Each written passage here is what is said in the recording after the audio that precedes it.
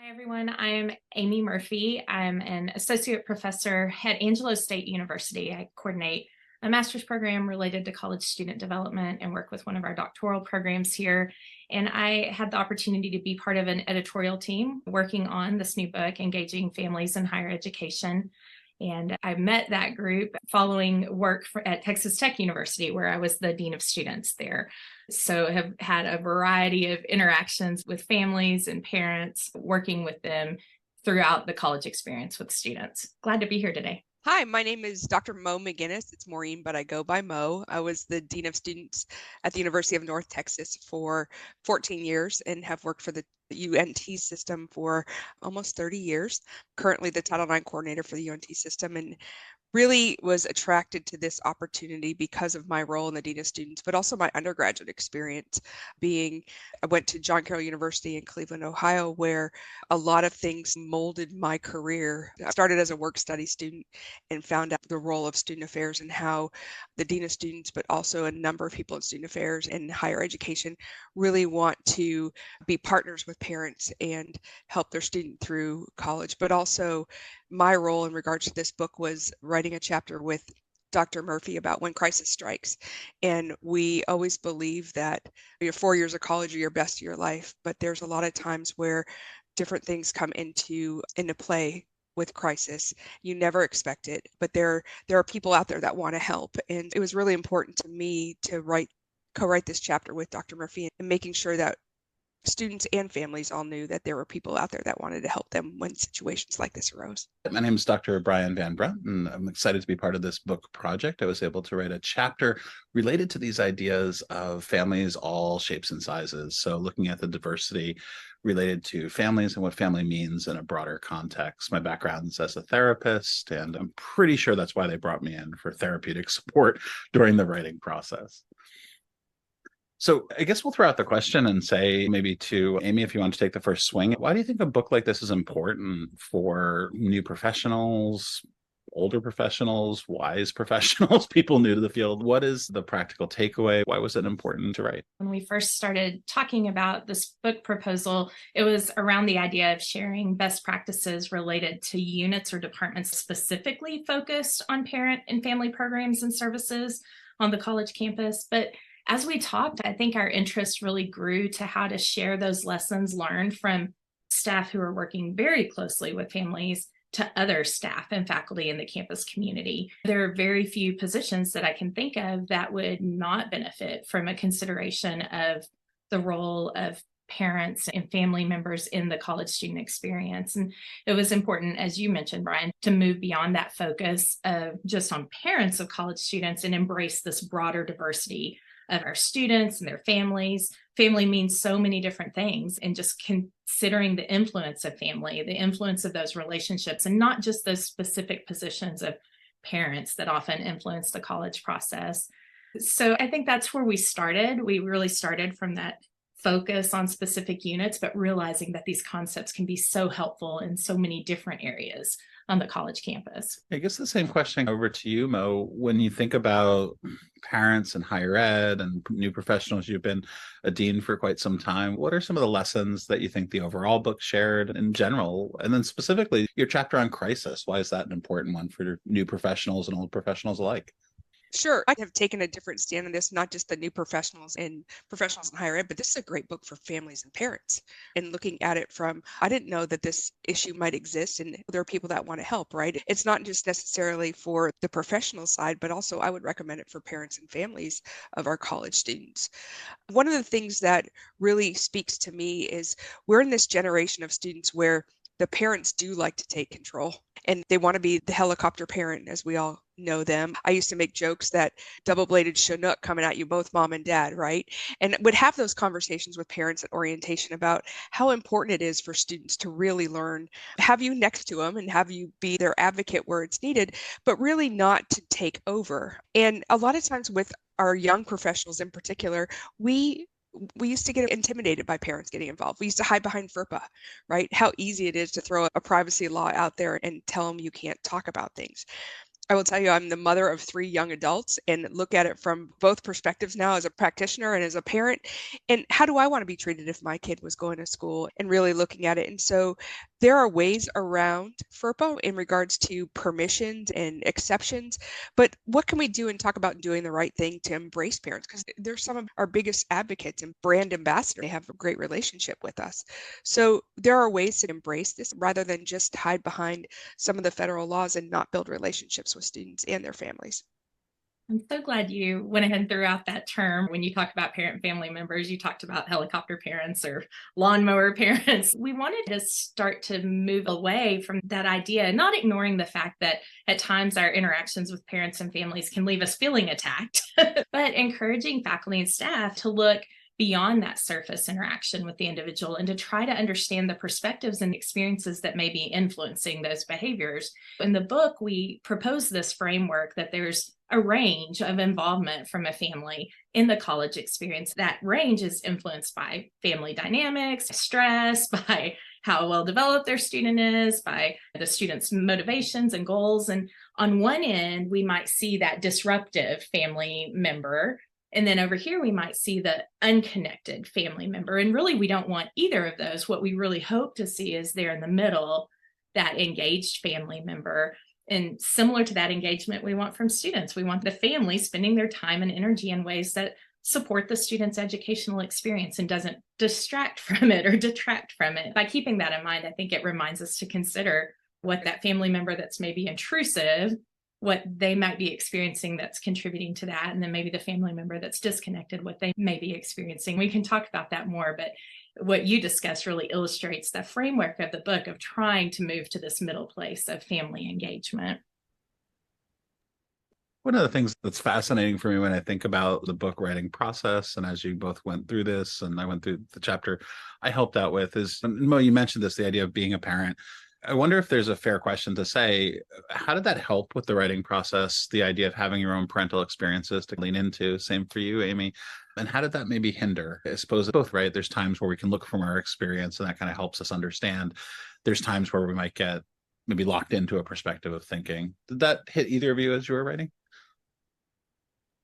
I think it really did with me. It really helped me do my job, right? When I was a young practitioner, it was very much the world is black and white. And as I raised kids, both as a practitioner and a dean, because I really believe I was involved in a lot of their development, it really made me go, how do I want to be treated as a parent by the institution? And so that helped me take an approach as a practitioner in dealing with the issues. My kids weren't perfect angels. Being a dean of students and working in Title IX, how important it was to educate the family on rights and responsibilities, decision making that were really there to have their best interest and help them graduate, but also to hold them accountable when it was necessary and do it in the right way, making sure that we weren't interfering with any rights or taking away the ability for somebody to get an education based on allegations.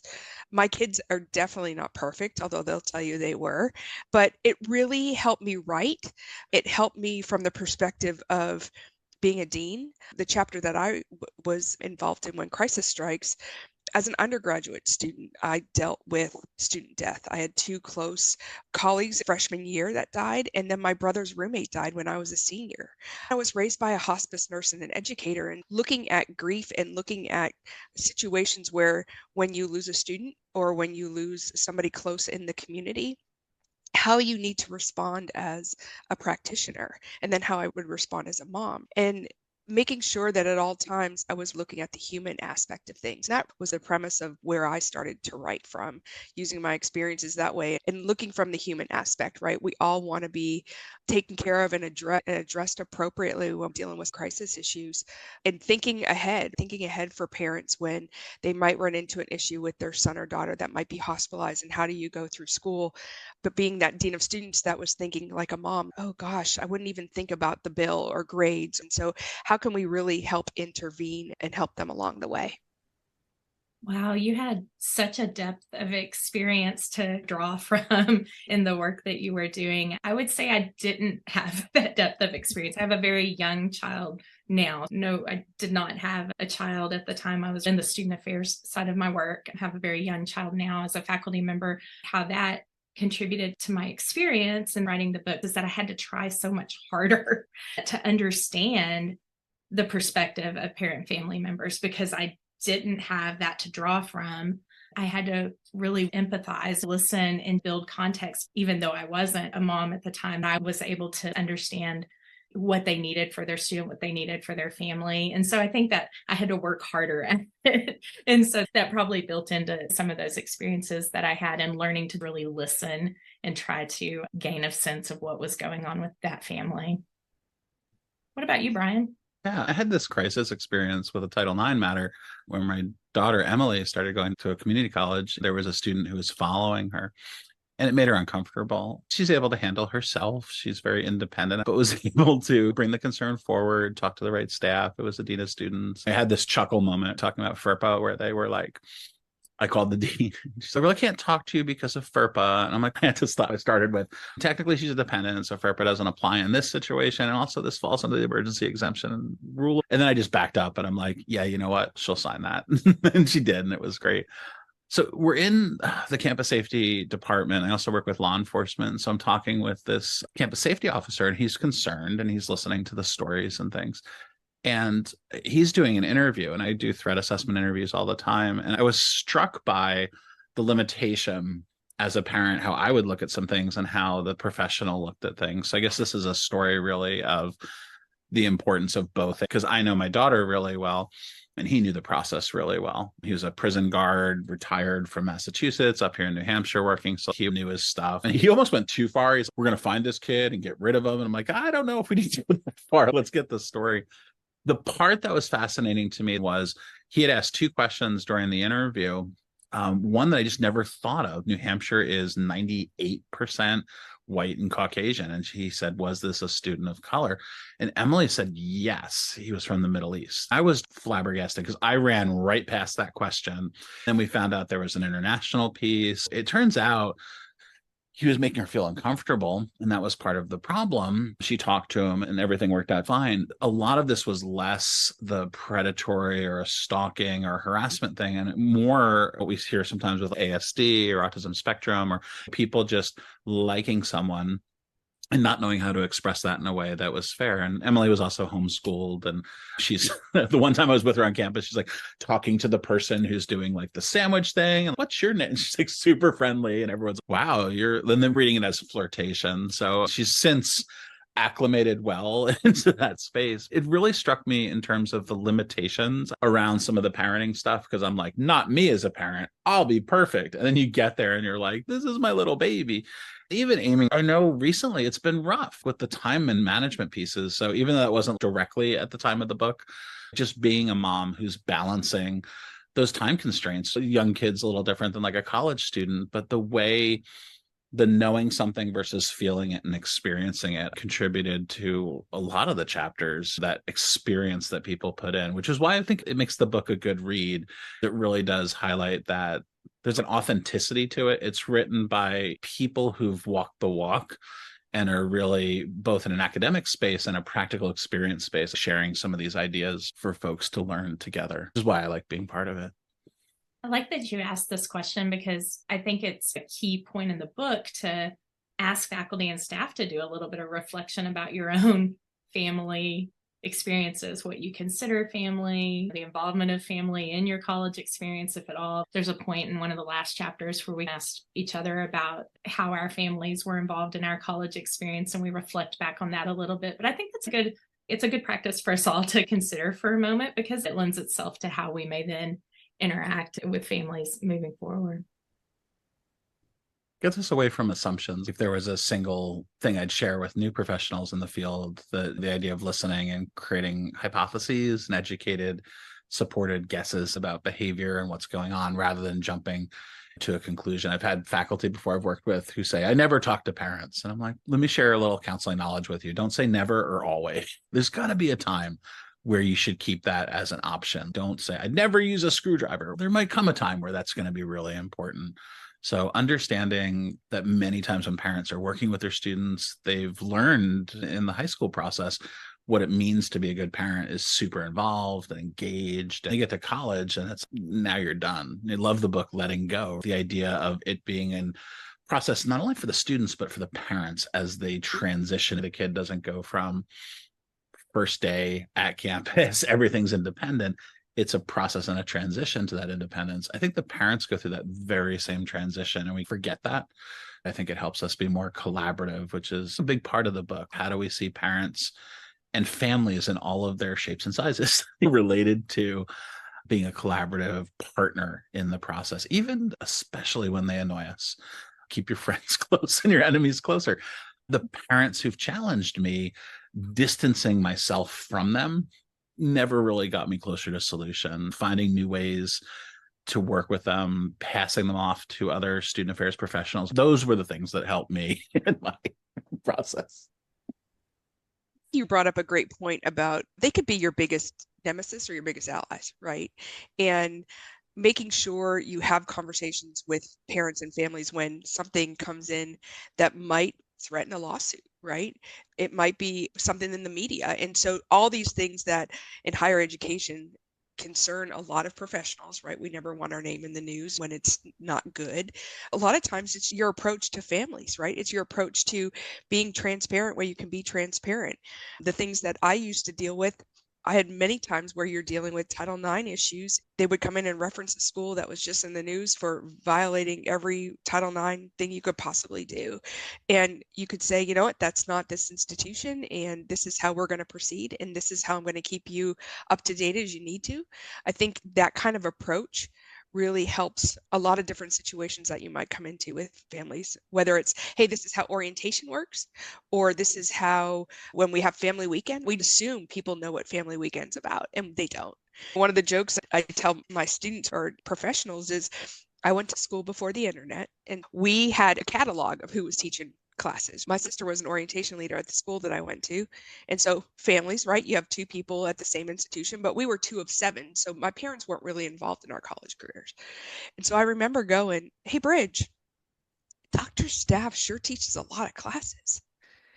Because nobody was there to explain to me that staff was just a filler because they didn't have the instructor yet for the book. You had to publish the book by a certain point. And so looking at our first gen population, those parents don't know those kinds of things. That was one of the stories that always grounded me. I was very lucky to have an educated college attendant father, but they also didn't explain that stuff to me. And so I made a lot of innocent inferences as a college student that are my jokes now. But we have a lot of students in that kind of family background. Being in Texas, a lot of first gen where the parents don't even speak English. And so how do we come across to them, and how important it is to make sure we offer the ability to have a parent orientation in Spanish, or offer the services in parent and family programs to have somebody be able to speak different languages.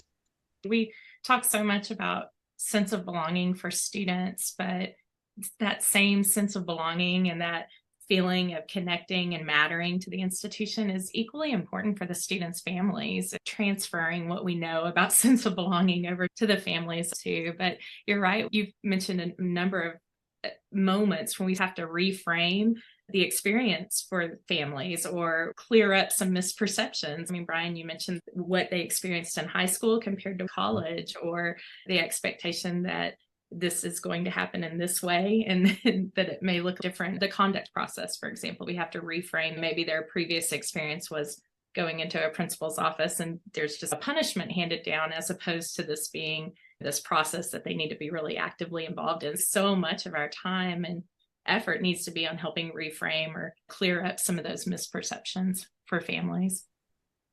Well, I got to say, Dr. Staff got me good, like Professor TBD, right? That's so good. It took me a second. I didn't get it at the first swing. And I'm like, oh, that's such a great cognitive dissonance, or whatever, however they were seeing it, just a miss. And who we define as students, right? We drop into the 17 to 18-year-old range of kids coming to college. I was just out of school in Texas doing some training and taking into account race, ethnicity, socioeconomic status, single moms coming in, or folks who are really trying hard to balance this work-life challenges. Massachusetts just recently created a Mass Connect program where everyone 25 and older gets free access to community colleges now. So we're seeing this onslaught of folks coming in. The 25 plus, probably getting some folks who are working and I don't really like this kind of job, I want to get more connected. But you're also going to see some folks coming back later in life in their 50s and 60s. So understanding family issues there and how those connect. I had a great conversation recently with an academic advisor who was helping a student engage and sign up for classes. And then she looked over at the mom and said, "What about you?" And I was so taken back by understanding kind of non-traditional family and structure. The mom was like, "I don't know, I'm too old to do it." And she's, "Let me tell you a story. I wish I had a video camera because that's what you'd want to see on the commercial for the school." She says, "I went back at 43. I was there till I was 53. I got my degree, and this is how it's helped me with my job." I'm like, oh, wonderful. This idea of seeing not only family, but our chosen family, the people around us, how those things connect, and understanding retention and encouraging people to go to school really does require some of that out of the box thinking. How do we support people? How do they get lost? That was a big phrase people were using, like along the way, somewhere between admissions and signing up for the first class or taking their AccuPlacer and actually being in class. Or the one professor, right? We've all had the experience where they've said something that is so harmful, pick your color, right? Misogynistic, racist, something that threw that student into a tailspin. Or the first gen students who I've had in my counseling office who were like, "I got a D in this class. I'm probably not good for college." I'm like, "You got 4 Bs in your other classes. This was one class. What did you really learn?" So yeah, that idea of inspiring hope, helping change, overcoming obstacles, but also knowing the deeper bench that's around the students. Amy knows I love sports ball metaphors. So the deeper bench they can draw into to help support that student and whatever that family looks like, for sure. One of my favorite parts of this book is that we draw in from so many different voices in the field. That's what they're called, voices from the field, where they share different experiences working with families. And one of them talks about the student caregiver experience. If you're picking up this book expecting it to be about managing parents, that's not what the book is. It is about considering the family experience. And here it was about, as you said, a student caring for her older parents and the impact that has on the academic experience, needing to help her grandmother and how the grandmother would talk to her about what was going on at school and needing to be there at certain times and arrange her class schedule. And so it isn't just about managing the parent. This is about the influence of whatever family means to that individual student. I'm sure you, Maureen, I don't know if you had some other thoughts. Let me ask you a question. And it's going to be a broad one. You can choose best or worst experience you've had with a parent, whatever kind of trickles to the top for you, and maybe a learning lesson that came attached to it. We learned from both of them. Sometimes we did it really well and we're patting ourselves on the back. Other times we misstep and we were like, "Oh, I got to try something new with that." What comes to mind for each? Those are the ones that either haunt you or give you a lot of pride. Yeah. I can give you a little synopsis of both. One that haunts me is I was in a conduct meeting with her student. The student had some kind of violent interaction with somebody off campus. And that student was not happy with the way the institution was handling it. We didn't handle it to the best ability. I was very young in my career and was defending other people in the room rather than really listening to the parent or student. And so if I could go back to that meeting, I could still see it, what I had to wear, what they were wearing, what was going on, the way the office was set up. And one of those things that was the gift that kept giving, because mom wasn't going to stop and she went all the way to the president. And if I would have just stopped the meeting and took it from a more empathetic and compassionate way of really listening rather than listening to respond and defend my team, it would have worked out very differently. And that situation really went on for a number of months. And I could go back to that time frame and hit the camera and go, this is where I could have done better. And those are some of our biggest learning experiences, our biggest mistakes. I can tell you one where I felt like out of a tragedy, I did the best thing that I could for that parent. We had a mom call us whose student was at the institution that I was working at, and her other son was out in California and was murdered. I had to tell her son that his brother was murdered. Nobody trains you to get ready for that. Nobody tells you how to approach it. You don't know either person, but you're dealing with a very traumatic experience, and you know that kid is going to remember your face for the rest of his life, right? And went over to his residence hall and had to give that information, but also had mom on the phone who was still trying to find answers. And what we ended up doing after telling his brother that he was murdered was work with the family. Ironically, somebody who was a close friend and a colleague of mine also knew the family who lived in another state up north, and how we really embraced getting that person involved, and how do we get the student on a plane? How do we take care of all their classes, right? Because that's the first thing you would hear as dean of students is, I need to get the kid home, but let me tell you everything else, all these little things. The response that we would give is, we'll take care of everything. There's always a way around taking care of whether the classes we get incomplete or do withdrawals. Don't worry about that. This is not the time to worry, and we will take care of everything. And worked really hard to get that kid back in school with his mom about a year later. And he's graduated from something so horrific and such trauma that I built a relationship with parents. And that kid was able to come back and build stronger relationships because he knew how important relationships had become, and to have him graduate. And so I think both ways learned a lot about myself, but also learned on the best ways to respond as the institution.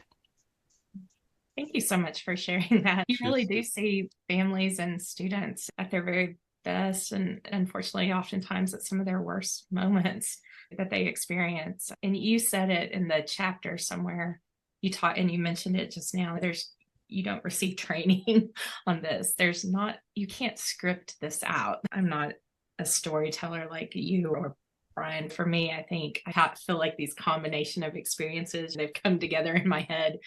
For me, the ones that have gone the best tend to have that common thread of just being really present, clarity of information, and that sense of transparency of information too, just being so important. But that presence and listening. And you're right, when they go poorly, it's probably because I didn't handle it as well as I could have. It is those moments of learning for us as professionals, spending time with the families, regardless of what the moment is, and not rushing through the conversations, but using those conversations to help establish what our role is and how we're able to be involved, and being clear about information, and then also our limitations. I don't think you lead with that. Sharing that out and being transparent with that is important. If storytelling is your thing, I will say that in the book, the first chapter is really all of these different stories where they connect to the different chapter topics. Everything from the family member who tried to sneak alcohol out of the family event in her purse to helping families, unfortunately, pack up their belongings of a student who has passed away, and negotiating around what they're going to take and what will be mailed or shipped and what they will leave behind, and the difficulty of that, the importance of family members calling and saying, can I get another parent and family handbook, because we've had a house fire and ours burned, but that was such an important resource for me. If you just had a house fire, who would have thought that would be the call you would make? So if you like stories, the first chapter of the book really does a nice job of telling these stories and thinking about what can be learned from them. One of the stories that comes to mind, Amy, it's actually your story, and it's not directly related to a parent, but I think it speaks to what I've seen. I haven't been there for those conversations with parents, but it involves a burrito, which is near and dear to both of our hearts. I think you remember the student we worked with who was hungry, and something as simple as those caring gestures of stepping out of your role as the chief student affairs officer at an enormous school and taking that kid to get some food. And I think those kind of human touch pieces are important, and then they apply, I think, both to the students we work with as well as their families. And mean a lot to the families too. They're often, Texas is very large. Mo and I are both in Texas. So often our families may be 3 to 5 hours away, if not much further. And so knowing that they have someone on the scene who's able to provide a little bit of that responsiveness and that is invested in the success of their student, even though they may not like the decisions we're making at the time, there's still value in that relationship and the collaboration. One of my funnier stories is the mother who brought me alcohol while her student was going through the conduct process, a whole bottle of tequila, no less. Was it confiscated from his room? No, I think there was an alcohol violation as a part of the conduct process, but it was a really good bottle of tequila. I feel like you figured out what to do with it. I'm fairly certain. It's in such a way. What do you expect for this?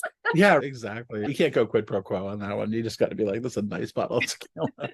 Part of our job as professionals in the field is breaking down anxieties and challenges, connecting. One of my favorite stories was at New England College. when we did parent orientation, we had lots of great things. Small private school, under 1,000 students. So we'd have the entire student affairs team together. The counseling department was part of the letter writing. You'd write a letter as a student to yourself a month or two into the semester, and the parents would do something similar. The part, though, that I liked was a programmatic thing around each of the directors and department heads identified their favorite restaurant. Maybe it's the burrito that got me thinking this way. But we identified our favorite restaurant in the area and told why that we liked it. And it was brilliant because it did two things, right? It helps them with practical advice about where to go and what to order, which is near and dear to my heart.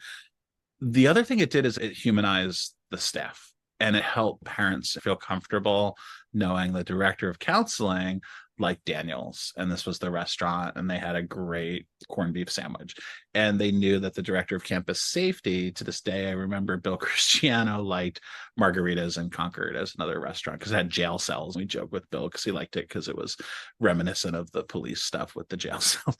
The thing that it did was it humanized the experience of the professionalism, which is important, and you have to have that, especially with the serious things that we deal with, but also seeing the people in these staff positions as people. And Amy, and I think Mo, you both touched on the idea of authenticity, that parents are lost a little bit, they're scared, they've done their job, they're empty nesting, they're figuring things out. And part of our job is to help guide them through that process in the same way we do with the students. And more's the better when we do it well, because it gets us to a place where they can be a cooperative, collaborative asset. I have to ask Mo about social media. It can be such a great tool for families, but it can also be a source of misinformation, and they can get stirred up. You've seen some interesting ones. Do you remember the story I'm talking about, or can you share that one? What you really want to do is you want to stay in touch, right? You want to stay in touch with the families. You have their students on your campus. And so where can we invite them back? Parents weekend, family weekend, homecoming, whatnot. But you also want to keep them in touch with each other. Sometimes that backfires, right?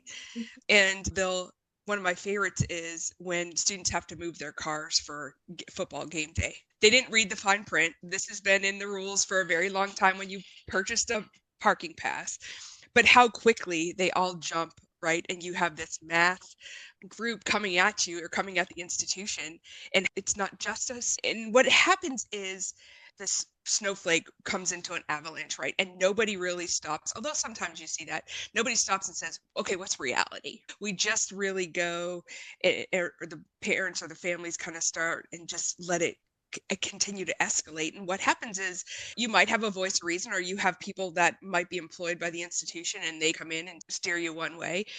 But you have this group of families that believe something that might not be true because this is what somebody's experience might be, or how unjustified this was done by the institution. And really, my experience has been, as professionals too, you're on this list and you're like, I want to keep jumping in. What you need is somebody that's the voice of the office that's probably being attacked, but really just tapping the brakes and going, okay, we can get this. Somebody reach out to this mom, or somebody reach out to this dad, to this brother, and setting this record straight, because they're probably not getting the full story from their student. And so they're jumping to inferences, and the perception a lot of times is reality. Really ask the questions to the right people before you go to social media for parents and family. But then when you're the practitioner watching this unravel and knowing it's not accurate at all, how can you get somebody involved to set the record straight on that thread? Because it's very easy for it to take over. You have an issue that could have been prevented because somebody just needed to jump in and steer people the right way. Social media can be your biggest friend and your biggest ally when you want to get the word out, but it can also be the detriment to a lot of different things going on for the students and for the families too. Thanks for sharing that. Yeah, so true. We spend time managing misperceptions or misinformation. There is a good chapter in the book on communicating with families. It talks a lot about trying to be proactive. Now that we know parking on game days is such a hot topic, how can we get ahead of that through different ways, sending information out to families to help them know what the accurate story is or know the questions to ask their student. But yeah, it's easy to say that and then still have the social media communication unravel. I just wanted to ask you about that because you're right. It's such a great tool, but it can be, and there's a number of examples in the book of where it's misinformation or the information isn't clear. It's not complete and how we go about managing that. Well, I really like your language. The haunting still stays with me from the earlier conversation, and how you blended the idea that it was a haunting experience and that it stays with you and it lingers, and it's also the growth oriented mindset of it that I heard in there, that it was haunting but you've learned from it. And that's a big part of what we know in higher ed, and the research telling us that we look at those experiences to be better in the future. And then you just double down with the snowflake and the snowball. Like, what a cool metaphor. Because I find when people get caught in a crisis, with all the good ideas are in their head and they get off to the races and they're all angry. The idea of having something like that, that this right now is a snowflake rolling, or maybe they're coming in and they're already at snowball stage, and seeing yourself as an active step is what you're about to say or do with this parent or even student going to make this snowball bigger or smaller. Like, it's that kind of imagery to have in your head as a practitioner that's such a powerful grounding tool, a touchstone to go back to and put into practical application. And that's our role, right? That's the professionalism of our roles when we're working with parents, understanding that they're coming in often scared, worried for their kid, confused, out of their element. We talked about Dr. Staff and Professor TBD, like they just don't know the language that we do. Professionals drop into a due process lecture, evidentiary standards, or the super double secret probation of Dean Wormer. It just, like, they don't get it. And to remind ourselves to go back to not the basics and not dumbing it down, but speaking to them in an authentic way that they feel connected. And that's, your examples were powerful in that sense for me. Just the imagery of them, I could see why parents would feel drawn to that too. In addition to the imagery, I think you're right. That's a great tool for us as practitioners to keep in our mind. We also shared a framework in the crisis chapter. Oh, I don't know if you remember this, that Reuben Hill created this family stress theory. And it's very simple, right? ABC framework. If the snowball is starting to build, A is the severity of that stressor. How big is the snowball? What is the nature of the crisis or the stress? B is the resources or the supports that are available to that family to cope with that crisis. So are there things helping to slow the snowball down or in front of the snowball to keep it from rolling? However, we wanted to look at that. And then C, and I think this is a really important one, and you alluded to this, but does the family make meaning of what's occurring and how do they perceive what is occurring? That's such an important one. I think we can deal with A and B. We get that one quite a bit, but I think sometimes we forget C. So the imagery is good, but even then laying over it a tool, a framework that we can keep in mind when we're trying to better understand a family's reaction to crisis or to stress. It's the progression, right? Like the ABC leading to the crisis, the X, that's the part that, where can we jump in and stop that progression? Sorry, Mo. No, I was going to say, I think one of the things we don't do that we need to do more of is tell our practitioners, it's okay to say you don't have the answers, right? Or I'm going to talk to people that might be able to help me more. In this age of social media and instant gratification, we feel pressured, or at least I would as a young professional, and the people that I would supervise felt that way, was that they had to have the answer right then and there. And the answer might not be available right then and there. And so when you're making up an answer or when you're feeling that kind of pressure, how important it is to have guidance from people above you to say, you don't have to have the answer all the time.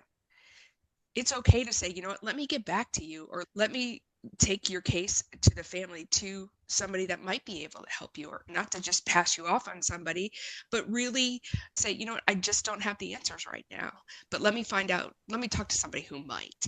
And to give permission to our practitioners to say, you know what, when you're dealing with crisis situations, every student's going to be different and every family situation is going to be different. It's okay to pull a team together like we do our behavioral intervention team or our contact meetings and really pass some things off at people. What's the right thing to do? What's the best thing to do? And then making sure that we're also following laws and ethics, right? Sometimes it's not an instantaneous decision, and it's okay to know that and to tell the families, I can't make that decision right now. Let me get back to you. Absolutely. How many times, the majority of the time, when you and I look back, we are making those decisions not by ourselves, but surrounded by a team, using information from a team, getting others to help us support, help think about the decision. I love what you shared there. And how it leads to negative outcomes. If we did our own little study of student affairs professionals who've had negative experiences with parents, I would put out the idea that when they're out of options or they don't use some of the really useful kind of other strategies, let me get back to you on that. That's a really good question. I want to make sure I'm responding to you in a way that respects the complexity. It's a really complex question. It's when they feel forced and pressured and then angry.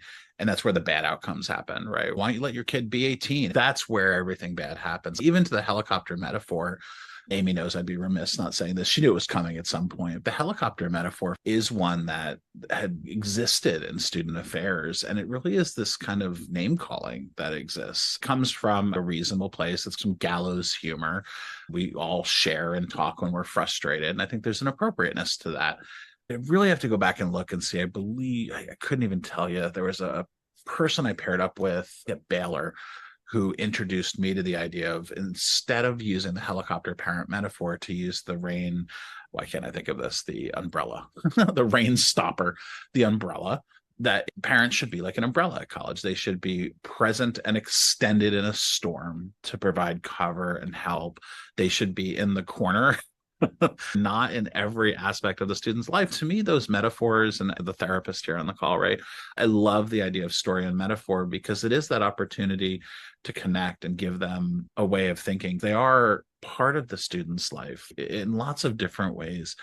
To just expect them to go away at some point is the problem of assumption. We just assume that's maybe what would have been good for us growing up, or maybe that would be good in the families that we worked with. But the reality is every family is different. And sometimes students need those attachments. To this day, my 25-year-old is borrowing my car currently and asking me questions about the dentist. And is this rash something I should see the doctor on? There's different developmental stages that each of us go through and how we lean into each other. And there's other times where that independence becomes useful. I think having some of that flexibility becomes important as well. Having written a lot of books, one of the things I can tell you is I know this as a fact. After you write a book, you think about that and you say, now that I've gone through this journey, I wish I put something in. So let me put that question to each of you. Given your cumulative meta-analysis of the issue of families in higher ed and the fact that you've written this book or the chapter and these pieces, what do you think you missed? Or what do you think would be even like a summary of some of the ideas? What would you add now if you had it to do again? I didn't put Crucial Conversations by Crenshaw into our book on higher ed related to difficult conversations. How did that not get in there? I don't know. We were rushing around doing all the other things. So was there something that you would add now as the next chapter, if you could write it? Yeah, we asked the editorial team that too in the last chapter, and we all answered this. For some reason, we don't have a chapter in the book about family associations, like working with parent associations. Almost every campus has an organization of family members or parents working with volunteers and right. aligning your priorities with the family association's priorities. I don't know why we don't have a specific chapter related to that topic. And then the other one is so often institutions' only consideration of families. And I hope this isn't really the case, but it's often about getting them to give money, right? So often parent and family programs exist in development units, and so they're really just an arm to fundraise, addressing that more directly and what that means in terms of how an institution considers the role of parent and family members. Those are really related to the book overall. So if you had anything related to crisis that you wish we had put, or any other areas too. I used to say, and I still say, I just said it the other day, I could write a book. I'd have to change my name, change the institution where I worked, and change all the names for a lot of different reasons. It'd have to be Nathaniel Hawthorne.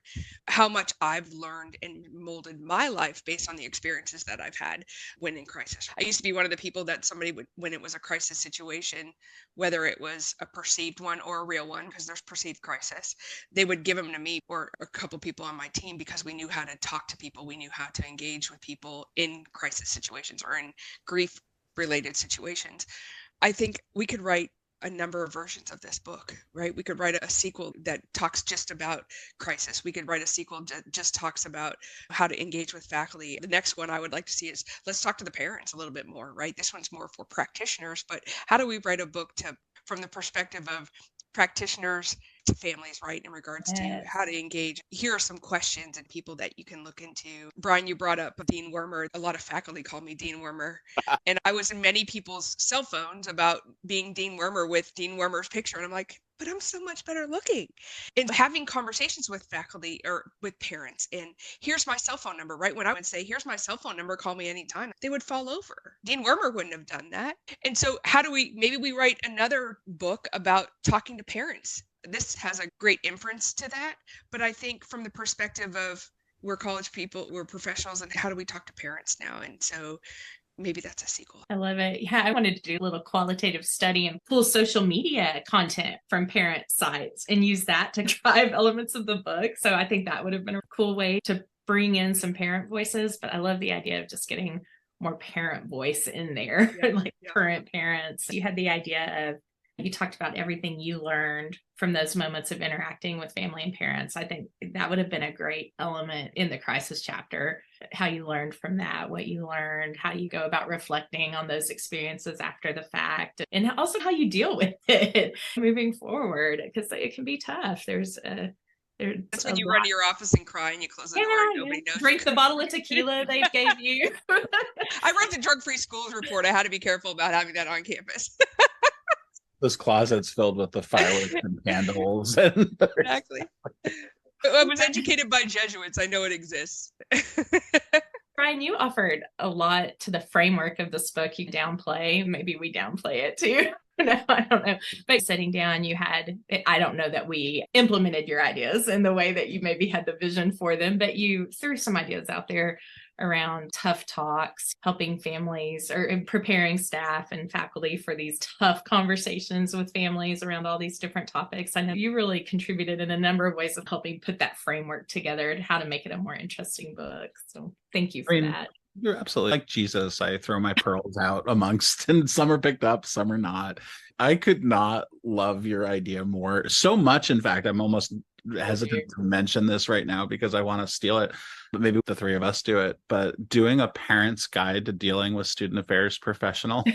That would fly off the shelf. I love the title. Oh my goodness. What a blast. We give parents titles. I'm sure they have them for Can you imagine? And how practical and tongue-in-cheek, but practical idea to say essentially a parent's guide to dealing with conduct, Title IX, and really giving them some advice about understanding some of the processes and challenges professional staff have in that space so that they can be more effective advocates for their students. There was a guy who wrote, it was a book called My Naked Roommate or something like that. It was essentially a book designed for stories related to students going to college, basically preparing them for the chaos that is residential life. It was written in that kind of way about, again, tongue-in-cheek a bit with like RAs and the processes and don't take your screens out of the windows and all these things. So there's something there, I think, true for the parents who are, and I think each of us have had that experience, or Amy's about to, maybe not like tomorrow, but soon. Like when you look at sending your kids to college, they are having to navigate, and I think we know more than most, a complex web of systems where personality rather than due process rules, and how to identify that. And if you run into those problems, what you should do or consider. That was a really cool idea, I think. What a neat way to flip the script on it and still teach out those concepts for sure. How do you think we're doing on content, Brian? I think they just had one little section about how you each think people should read the book. I think that would be a really short 1 minute. Should you sit down and digest it all? Should you do a chapter a month? The use of the book, what do you do with it? I think that would be a neat little section that could be in the webinar piece. I don't know if either of you had a take on, if you were recommending a reading approach, is this something that you would say go chapter by chapter, go chronologically, jump to what you need as you go? What's your take on that? We give some tips in the book around how to read it, and it depends a little bit on you can certainly distribute individual chapters, find the topic you're most interested in. So there's one on faculty, like what happens in the classroom stays in the classroom. You could take that chapter and use it as part of a faculty development. We're here talking about the crisis chapter today. You could read that with a team of individuals who respond to crisis incidents. There's these little tidbits of content that I think would make great presentation content for families. One of the ones that I really like is like how to help students deal with failure. And I think that could be a really good one in an orientation presentation, or even just social media content that you could put out there for families. We do have an index, so you can certainly go through and look for different topics that you're interested in. So these are very practical suggestions. Mo may have a more thoughtful one. I was going to say, not being involved in the whole picture. I looked at it from a perspective of, I want to read it in order. Because to me, it builds up. And then the crisis piece. Somebody might go through college and never have a crisis, which is wonderful, right? But I think I would use it too as a handbook after you read it all. Go back to a chapter and go, let's see what they had to do. I never realized I'd have to deal with that. There's a chapter of the book on it. And I find myself many times reading books and then going back and revisiting a certain chapter, whether it's in my personal life or in my professional life. But now it's so much more applicable. And I wish I would have read it more. I always joke that when I went through my PhD or my EDD that I should have paid attention to budget a lot more. I was like, that's for the people that make a lot of money. I'm never going to do budget, let me tell you. And so I think the way that I approached it as a practitioner was I went through and read it in order, but then I was like, oh, I'm going to go back and read that chapter. I always tick my books in the corner and they're all ruined about different things, or there's Post-its, go back to this quote, because I really believe in quotes and people's experiences. That's how I would read it as somebody that wasn't involved in all of it. But there's so many good things in this book. And you look at the contributors and you're like, oh my God, they're a legend, they're a legend, they're a legend. And how great of a diverse group of writers are in this book. It's pretty fascinating. There really are some legends in parent and family work out there that contributed and were willing to let us build on their work from the past, which was really nice. There's also this unique chapter in there. It's almost a case study on COVID and how working with families during the pandemic. And I know it feels like, do we need that as much now? But we learned so much. They learned so much from the research they did around how to engage with families during the pandemic that can apply now. It can apply to communicating around anything with families, but particularly during times of crisis. So yeah, there's just a lot of hidden gems in the book. I loved your phrase too, Mo, just around being ruined. I think good books are ruined that way. And sometimes we get so protective of them. They're untouched. And I think the best ones have been the ones with the highlights, the little tabs. I remember reading one in grad school when I was too busy to read all the sections. And I remember taking a little Post-it note and being like, this section looks really cool. It's not on the test, but it'd be like later, I need to pick that book up and read that when I'm not stressed. Love even just keeping a quote book. I had one for quite some time where I would be reading something and a quote would stick out that was just encapsulated something powerfully. So I think having that kind of notebook while you're reading can be really beneficial. Maybe a comment about running things being okay. Keep bending page corners and writing in the margins. As an author, that would be one of the biggest compliments I think I could get. That when there's a coffee stain because I was yeah, absolutely.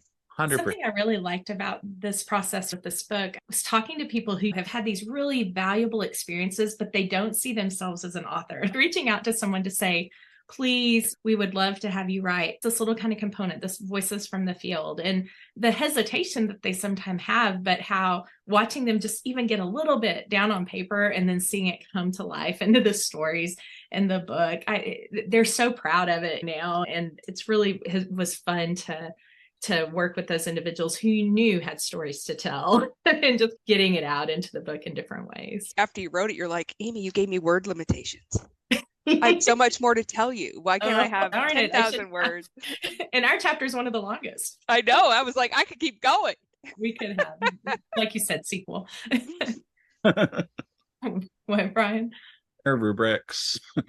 There is a rubric at the back of the book. At the end, we threw in the appendix because I had to. You're right. I love a good rubric. It's an engaging families rubric. So you can go through and just consider how you're doing communicating to families or what your FERPA policies are. It follows the themes of the book, but just gives you a moment to reflect on, as an institution, how are we doing in these areas and where are some places that we can improve?